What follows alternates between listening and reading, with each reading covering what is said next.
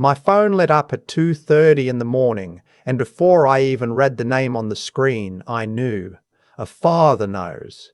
You hear it in the silence between rings, the way your stomach drops without permission.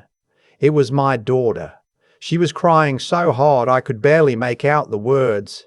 "Dad, I signed something." I don't know what I signed. They told me it was a vitamin shot, but my legs weren't working. A man's voice in the background, slurred, furious, then glass breaking, then "Daddy, please come get me." The line went dead. I'd been a fraud investigator for 31 years.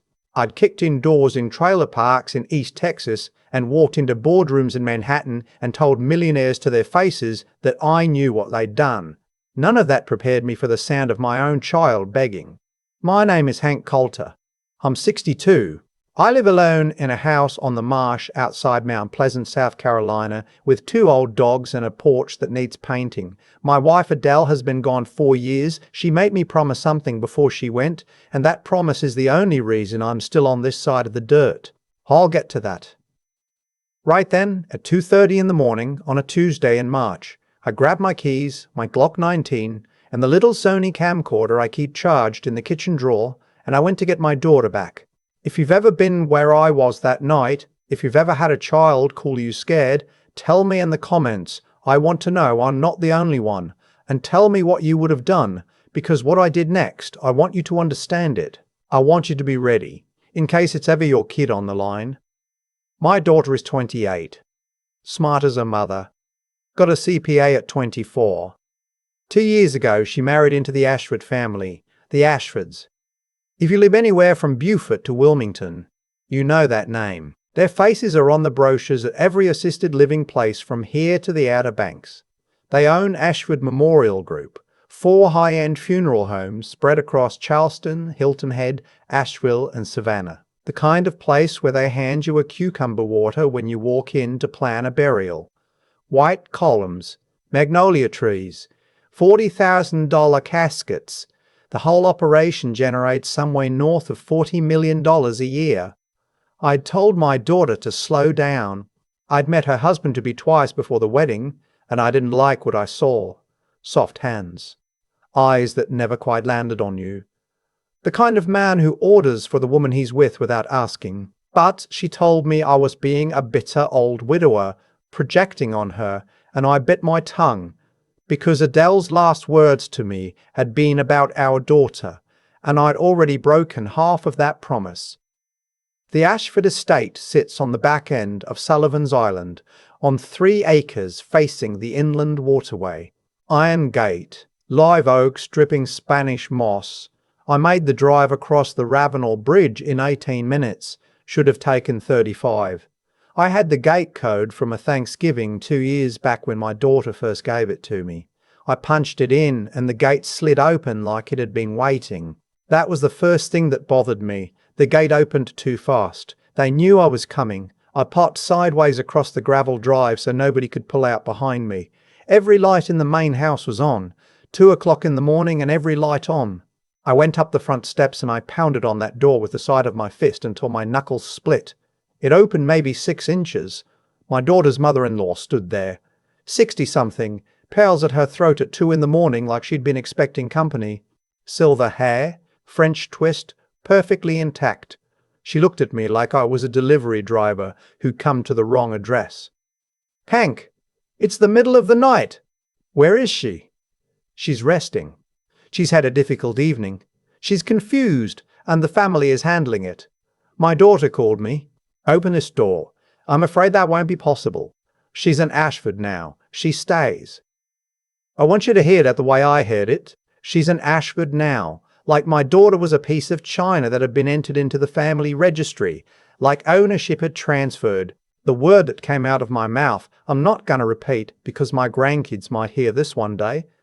I stepped back and I put my boot through that door right under the deadbolt. She'd had a chain on.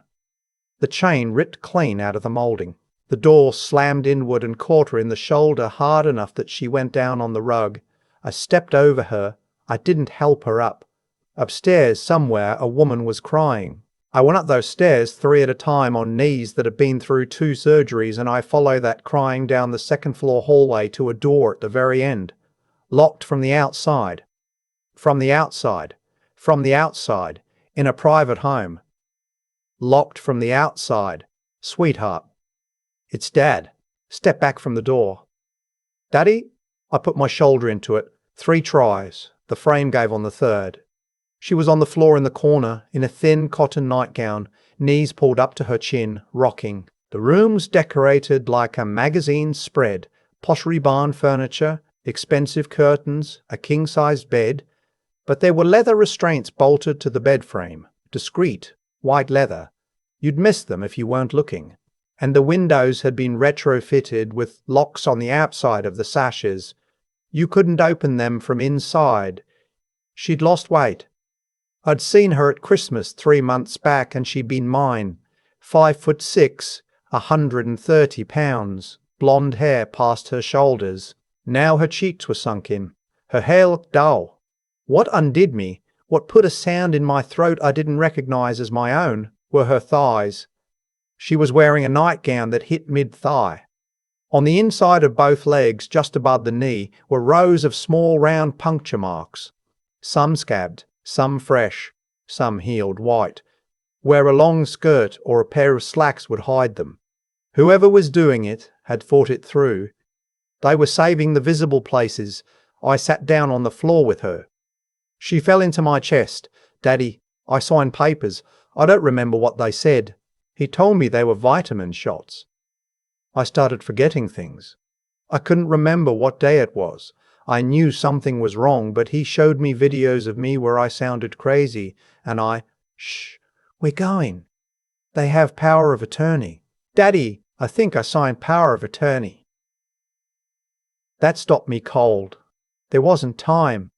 Footsteps were coming up the stairs. Heavy ones. 2 pairs. I helped her up. She weighed nothing, and got my arm around her waist just as her husband appeared in the doorway, his older brother right behind him. The husband had a glass of bourbon in his hand. The brother had something else. The brother had a syringe. Hank, the husband said, slurring. You don't want to do this. The paperwork is signed. She's our responsibility now. Step aside. She's not well, Hank. She needs care. We're giving her care. The brother moved first. He came at me with the syringe held low, the way a man who'd done it before would hold it. I'd been in 3 bar fights in my 20s and 1 wrestling match with a workers' comp scammer in 2003. None of it would have helped me. What helped me was 30 years of hearing my wife say, "Promise me." I shifted my daughter behind me. I caught the wrist as the needle came toward my neck. I twisted it the wrong direction until I heard a pop, and I drove my forehead into his nose. He went down hard. The syringe rolled under the bed. The husband dropped his bourbon glass. I picked my daughter up. She was that light. And I walked past him. He didn't try to stop me. He just stood there, in his $10,000 bathrobe, staring at his brother on the floor. The mother-in-law was in the foyer when I came down. She was on her phone, calling someone, voice steady as a metronome. "Yes, Boyd. Yes, he's here now. He's assaulted my son. We need a unit immediately." Boyd. She was calling the chief of police of Charleston by his first name at 2:15 in the morning, like a friend, like family. I knew right then that going to the local police was a mistake. I carried my daughter past her mother-in-law, out the broken front door, and I laid her in the passenger seat of my truck like she was made of glass. I didn't drive to the nearest hospital. I drove past Roper, past East Cooper, all the way to MUSC downtown, because MUSC is a teaching hospital and teaching hospitals have residents who haven't yet learned to look the other way. We pulled into the ER bay at 4 in the morning. My daughter had stopped responding to her name about 10 minutes outside Mount Pleasant.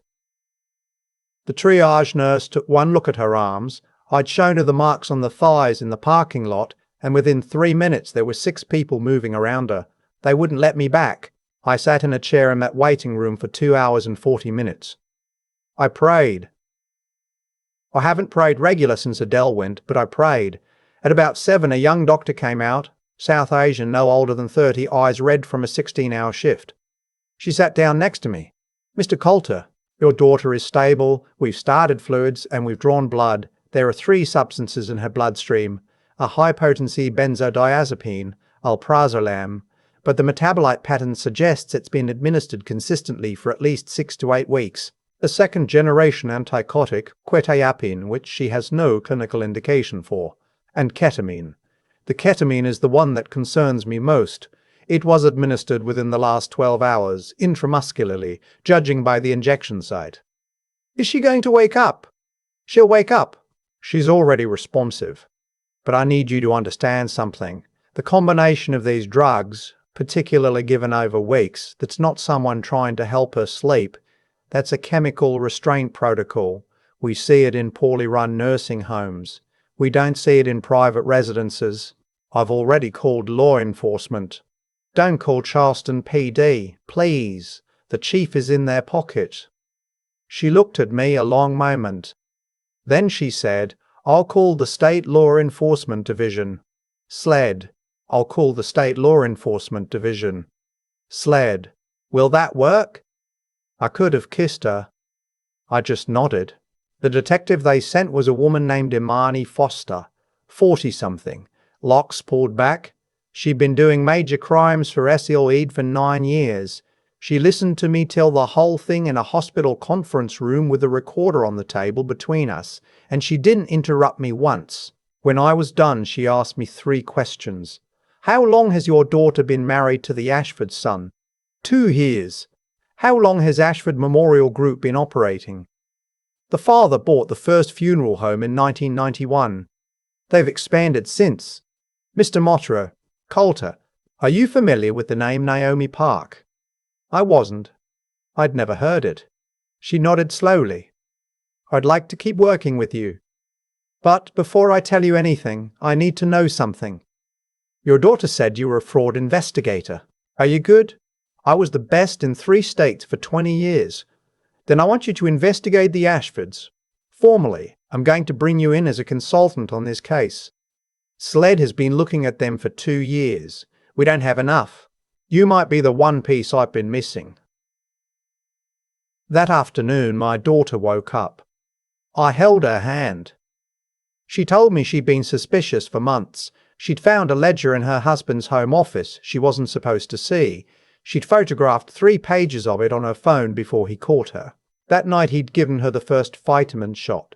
That was August. It was now March. She'd been a prisoner in her own marriage for 7 months.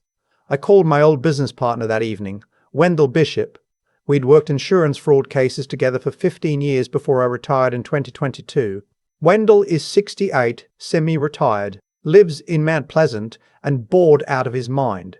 When I told him what I needed, he laughed once, that dry little laugh he has, and said, "Hank, I've been waiting for you to call me about something interesting." I gave him the Ashford name and asked for everything.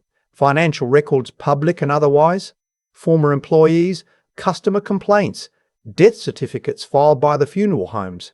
Whatever he could pull. He had a file on my desk in 36 hours. Here's what Ashford Memorial Group looked like from the outside. 4 locations. Charleston flagship on Broad Street, 12,000 square feet. Columns, fountain, square feet. Columns, fountain. Hilton Head location on William Hilton Parkway. Asheville location off Tunnel Road. Savannah location in the historic district. Combined revenue around $43 million a year. The parents owned the holding company.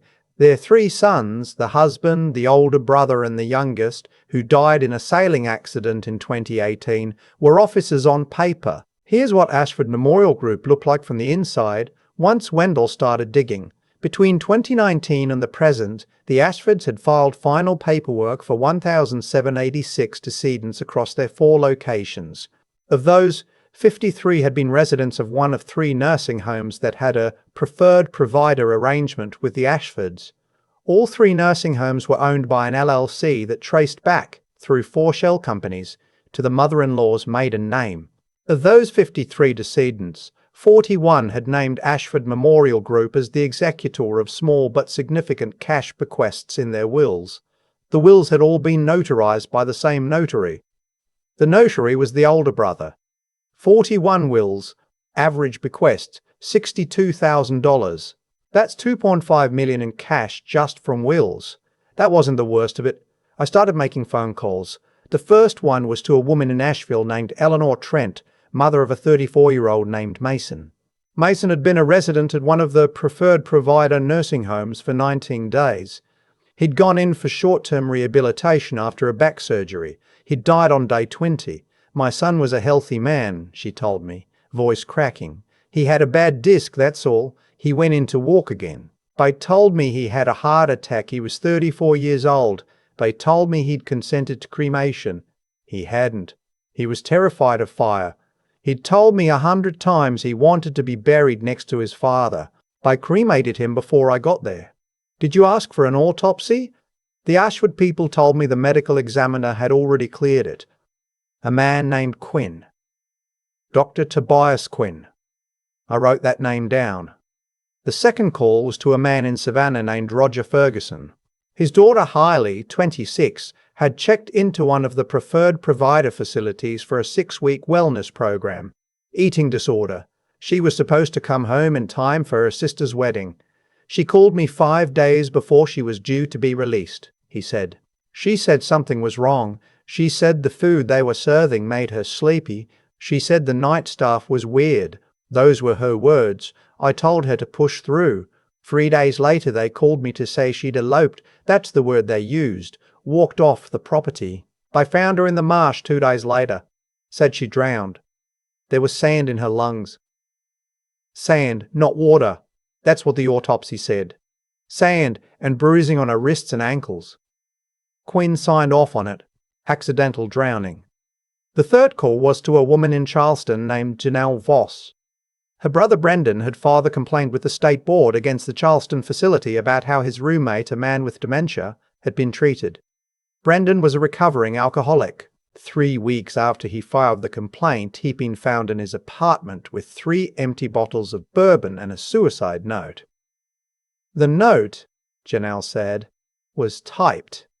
My brother didn't own a typewriter. He didn't own a printer. His handwriting was beautiful. He was a calligrapher in his spare time. The note was typed on the apartment building's business center printer.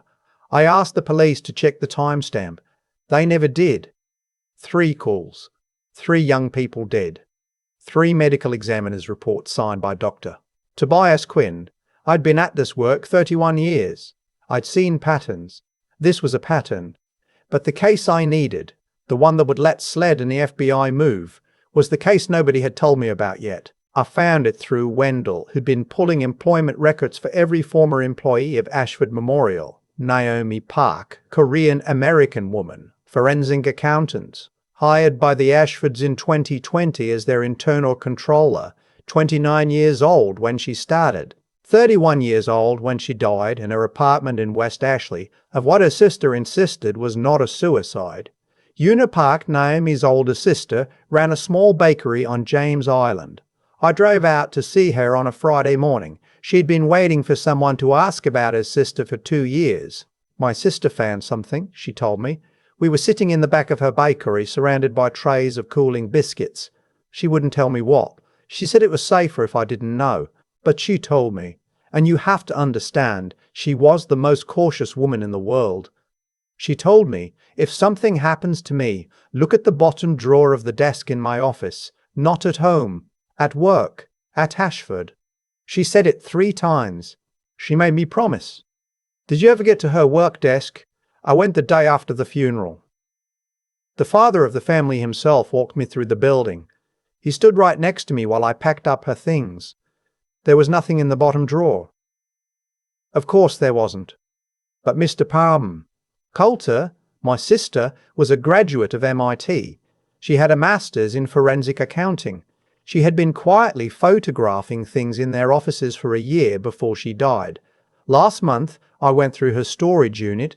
She had a separate storage unit I didn't know about, under a fake name. There were boxes in there. I haven't been able to bring myself to open them.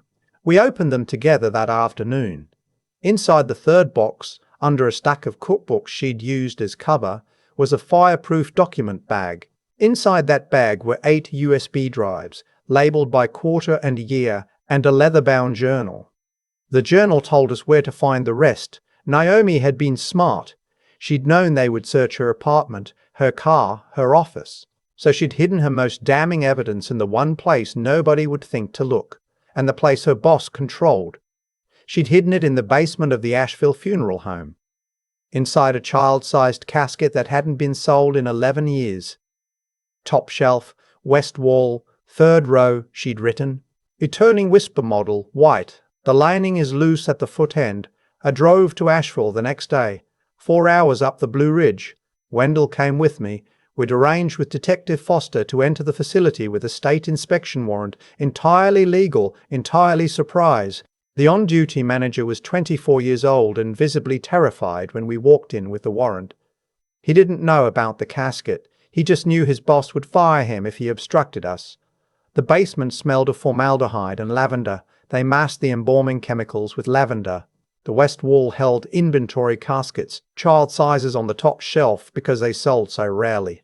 The eternal whisper model was right where Naomi had said. The lining at the foot end peeled back like a Velcro seam.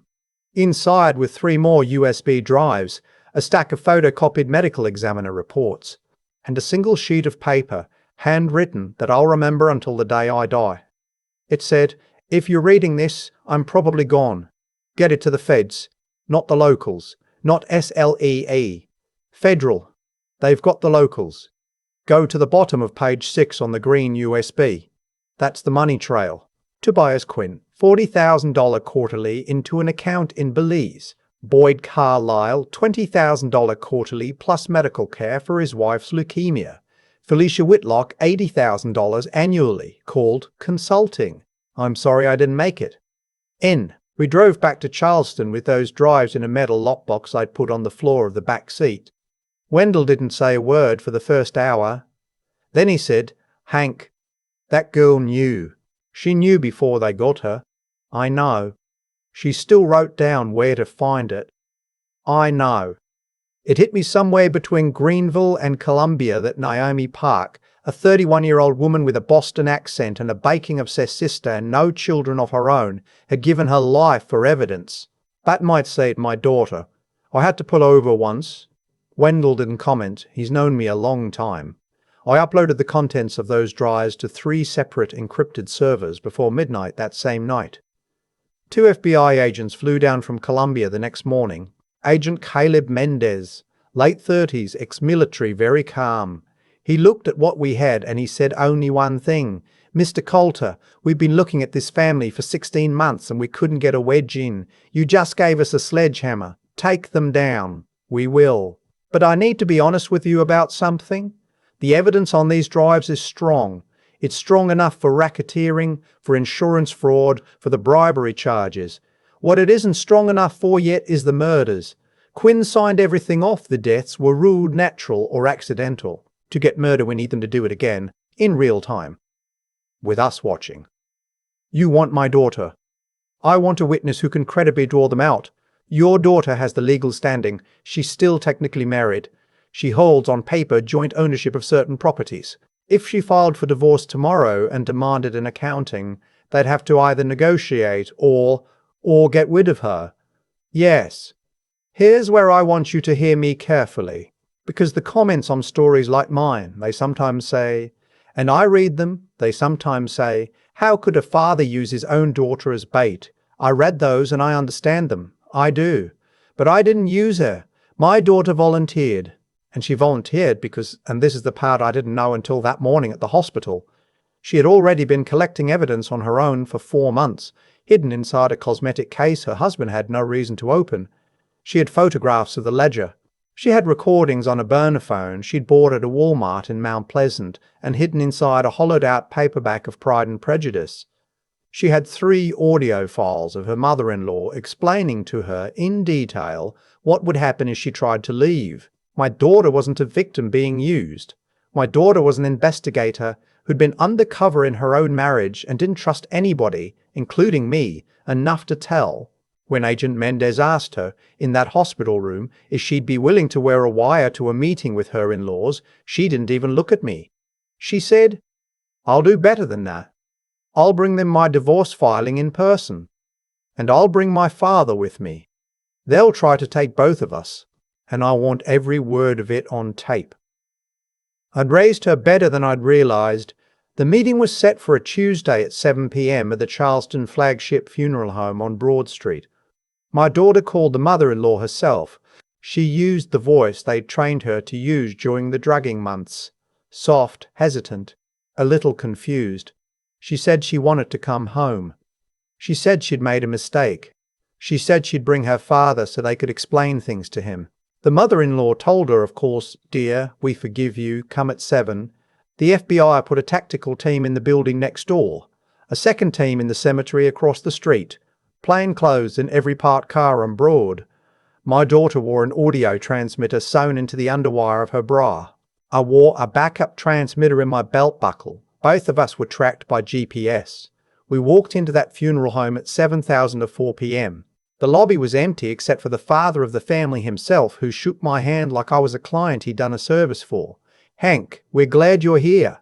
Let's talk this through. There's a sitting room downstairs. Downstairs, in a funeral home. There is exactly one reason a family asks you to come downstairs in a funeral home, and it isn't to talk. I went anyway.' My daughter walked beside me, hand in mine, fingers cold. The basement was tiled white, drains in the floor, 3 embalming tables under fluorescent lights. On one of those tables, I want you to picture this, sat the mother-in-law in her pearls with a thermos of tea, like she'd come down to have a chat. The husband was there. The older brother was there with his nose still bandaged from where I'd broken it.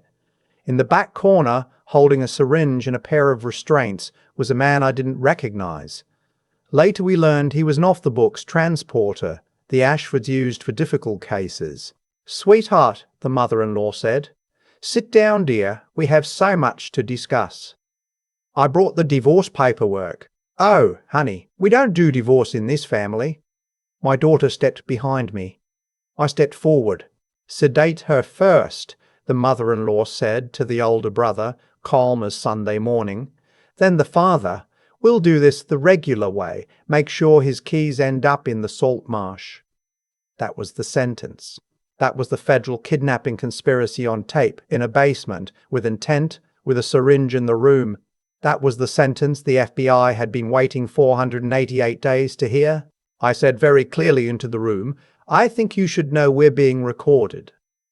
For about a half-second nobody moved. Then the door at the top of the basement stairs blew off its hinges. I won't pretend I remember the next 90 seconds in order. I remember my daughter's hand still in mine.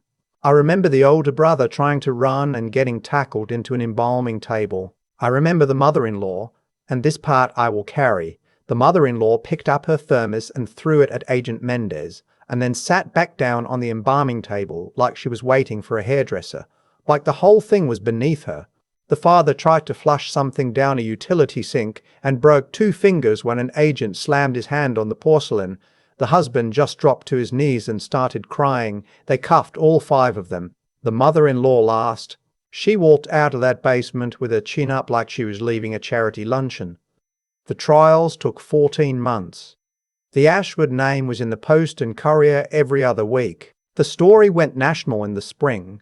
60 Minutes did a segment, which was strange because Adele used to watch 60 Minutes every Sunday night, and I sat there alone watching my own life on her TV. The mother-in-law, 67 years old, found guilty on 28 counts including racketeering, conspiracy to commit murder, insurance fraud, and elder abuse. Life without parole. The federal judge, a woman in her 60s who looked at her like she personally insulted her, said from the bench, "You weaponized grief. You preyed on families at their most vulnerable. There is no place in our society for what you did." The father, 71. 35 years. He'll die inside. The husband, 29. 28 years. He cooperated late and got a slight reduction, which felt obscene to me, but I understood the prosecutor's math. The older brother, 33. 40 years. He was the hands-on operator. He was the one with the syringes. He earned every year. Dr. Tobias Quinn never made it to trial. They found him in his garage in Mount Pleasant with the engine running. Federal investigators didn't rule it a suicide on paper. The medical examiner, a new one from Columbia, said the steering wheel had Quinn's blood on it in a pattern that didn't match self-administration. I'll let you draw your own conclusions about who tied up that loose end. Chief Boyd Carlisle took a plea, 10 years for obstruction and bribery. His pension was clawed back. Judge Felicia Whitlock fought it. She got 14 years. The Ashford Memorial Group was dissolved. All 4 locations were sold at federal auction. The proceeds, $28 million, went into a victims' restitution fund. Eventually, 112 families came forward. Some had buried loved ones 9 years ago who, it turned out, had probably been hurried along. Every family received compensation. It didn't bring anybody back. It didn't fix anything. But it told them somebody had been listening. My daughter filed for divorce 6 days after the basement. It was granted on grounds of fraud. The marriage itself had been initiated under false pretense, the court found. She kept her name. She started seeing a therapist twice a week. About 9 months in, she started a small non-profit out of a rented office on King Street, counseling and legal aid for women who'd been chemically restrained or financially coerced by family members. She named it after Naomi. Naomi's sister Eunice sits on the board. They bring biscuits to every meeting. About 6 months after the verdicts, I got a letter at my house, no return address. Postmarked from a federal facility in Kentucky. Handwriting I recognized. I'd seen it on my daughter's marriage license. The older brother, 2 sentences. You don't know what we are. The family is bigger than you saw. I photographed the letter front and back. I sent copies to Agent Mendez, to the warden of that facility, to the parole board that will someday consider his release, and to my own personal lawyer. I put the original in a safety deposit box. Then I drove out to Folly Beach, and I sat in my truck and I looked at the ocean for about an hour, and I thought about the fact that there are always more of them. The Ashfords were not unique. They were one family in one state in one corner of one industry. I'm 62. My knees ache when I get out of bed. I have a callus on my right index finger from pulling triggers I shouldn't have had to pull. There are mornings I look in the mirror and I see my father, who died at 73 of a heart attack while changing a tire on I-26, and I think about how much time I might have left and what I want to do with it. What I want to do with it is keep my promise. Adele made me promise. The night before she went, when we both knew, she made me promise I would never let our daughter go through this world without somebody at her back. I'd already broken half of that promise. I'd let her marry into a family I knew in my gut was wrong, because I wanted to be the kind of father who didn't interfere. That kind of father is a coward. I learned that the hard way. Don't be that father. If your gut is telling you something about the people your kid is bringing home, listen. Listen the first time. Don't second-guess yourself into a 2:30 a.m. phone call.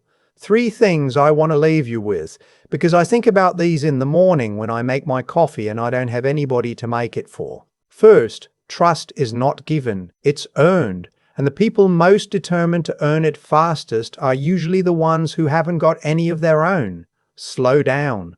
Let people show you who they are over time. The Ashfords looked like the most respectable family in the Lowcountry. They had the columns and the magnolia trees in the right church on Sunday morning. None of that is character.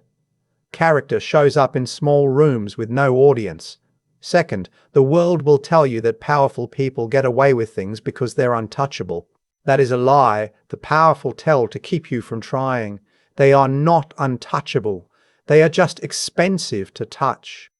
The cost was paid by a 31-year-old forensic accountant who hid USB drives in a child's casket because she knew somebody, someday, would come looking. Be the somebody. If you see something wrong, write it down. Photograph it. Hide it somewhere. Tell one person you trust. The truth has a way of surviving you.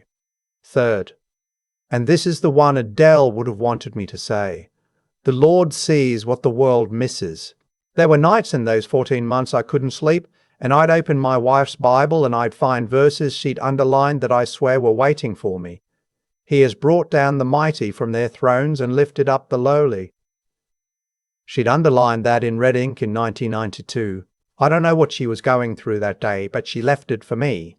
I'm still working. I take calls from families now. They find me through my daughter's non-profit, or through Wendell, or through reporters who covered the trial. Right now on my desk, there's a folder for a family in Macon, Georgia, whose grandmother was moved from one assisted living facility to another against her wishes, and whose grandchildren can't find her. I'm driving down there on Monday. Don't wait until your kid calls you at 2:30 in the morning. Don't wait until the wrong family takes the one person you love most in this world. If you see something, do something. If you know something, say something. And if a door stands between you and your child, kick it. I keep my promises.